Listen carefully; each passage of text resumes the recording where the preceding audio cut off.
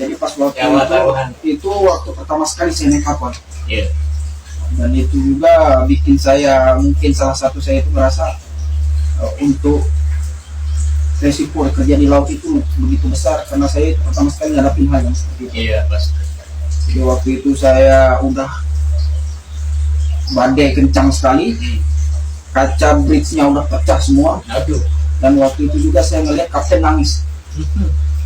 Gimana perasaan ya kalau mikir ngeliat kapten yang orang nomor 1 di atas kapal udah nangis kayak gitu, apalagi yang kita baru pertama sekali naik kapal. Iya. Jujur asli saya gemeteran dan saya waktu itu.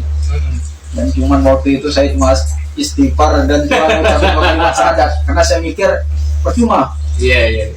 Pinter pun berenang waktu itu nggak ada solusi, karena suhu di sana itu hampir minus 38 atau 42.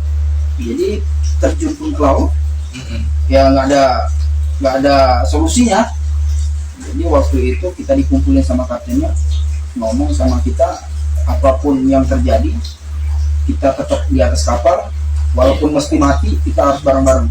Waktu itu pertama sekali, karena waktu itu kondisinya di kamar saya aja air udah masuk sebatas mata kaki. Waduh. Jadi pas di sana Di ujung tanduk. jadi kaca bridge semua udah pecah, komunikasi udah putus. Iya. Terus semua kapal mungkin mikirnya kita tuh udah tenggelam karena udah nggak bisa komunikasi lagi. Iya. Waktu itu. Jadi untung aja waktu itu kaptennya ngambil tindakan, dan bersyukurnya waktu itu main engine-nya kapal masih tetap jalan sama generator. Jadi waktu itu kapten ngambil solusi, ini kaca bridge ini harus ditempel dari luar biar air masuk terus menerus. Jadi nggak ada solusi, dikumpulin lah kita. Waktu itu orang Indonesia dan 6 orang, sisanya orang Rusia semua. Mungkin krunya sekitar 25 mungkin sekitar gitu. Jadi kita dikumpulin, orang Rusianya udah siap ini 2 orang, tinggal kita 6 orang Indonesia ya. Jadi waktu itu dikumpulin, kaptennya tuh minta ada perwakilan dari orang Indonesianya untuk bantuin nutupin kacanya, diganti dengan triplek yang tebal dari luar. Nah, jadi bayangin dengan kondisi badai yang kencang, kita keluar dengan dingin, badai, gelombang yang kuat, otomatis nggak ada yang mau. Pasti ya. Jadi rembuk lah kita berenam orang Indonesia kalau gitu ya. Musyawarah ya. Untuk musyawarah, karena nggak ada solusi, wajib harus orang Indonesia yang bantu. Karena mintanya 4 orang Indonesia-nya udah ada yang bersedia 2 orang. Jadi 4 orang. Jadi pas rembuk, saya minta pendapat lah, karena saya waktu itu paling muda di situ. Bareng sama satu angkatan saya, di orang Sulawesi. Ya, sekarang masih di kapal juga. Jadi waktu itu rembuk, saya tanyain, karena kan ada yang dituain juga sih di Indonesia. Jadi saya tanya, Mas, jadi gimana nih Mas? Kebetulan saya agak ngerti dikit bahasa Inggris waktu itu. Jadi saya transisi ngomong sama mereka.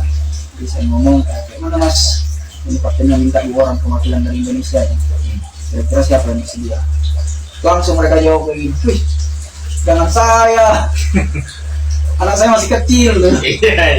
Jangan saya. Pada nolak semua. Terus ujung-ujungnya, ya kamu aja. Masih muda. Mati juga belum ada beban. Enak sekali ngomong ya. Cuman waktu itu saya sepakat sama teman satu angkatan saya, kita yang paling muda dan kita mungkin yang istilahnya belum ada banyak tanggung jawab. Saya sepakat. Karena saya juga ngomong pada teman angkatan saya waktu itu, seperti kalau seandainya saya mati, kamu juga harus mati. Saya bilang kayak gitu. Terus kalau kamu mati, saya juga bakalan ikut mati. Gitu. Karena apa? Saat kamu mati, saya nggak bakalan sanggup ngomong ke orang tua kamu. Makanya kenapa dari segi ikatan di sekolah kedinasan itu besarnya itu bukan karena mungkin orangnya yang seperti apa enggak, tapi karena rasa kekeluargaan yang besar. Jadi udah selesai itu kita keluar, dibantu.